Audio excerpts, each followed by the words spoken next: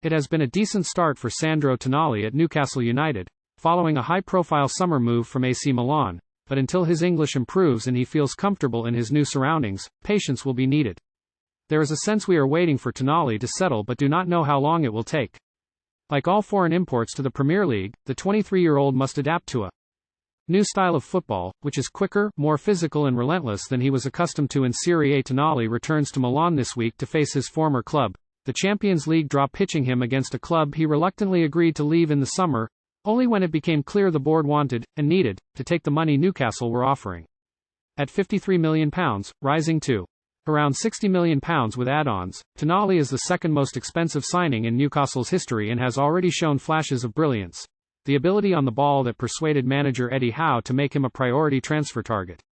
But there have been issues to resolve, with the Italian's performance against Brighton and an apparent failure to understand his role in the side, exposing a language problem. In short, Tonali, who revealed he had found things hard and difficult immediately after making the move to Tyneside, had failed to absorb all the necessary information from coaching staff, and seemed confused about his positional responsibilities. It was something that hurt the team in one of their worst collective performances for months, and it was telling that Tonali did not start the home win over Brentford last weekend.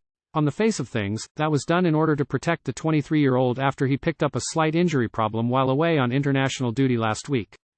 Keeping him on the bench on Saturday evening would also mean he was fresh for his return to face his former club at San Siro on Tuesday night.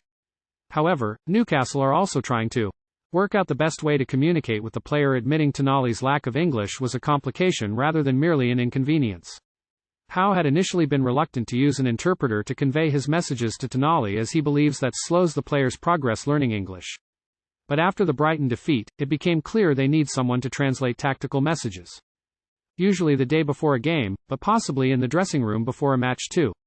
Tonali, who is taking intensive English lessons, remains a player Newcastle are excited about. Howe, along with other senior figures within the club, believe he will become one of the most dominant central midfield players in the Premier League given time. But they want to ease him into things and ensure he is comfortable, not just in a new working environment, but with what is being asked to do too.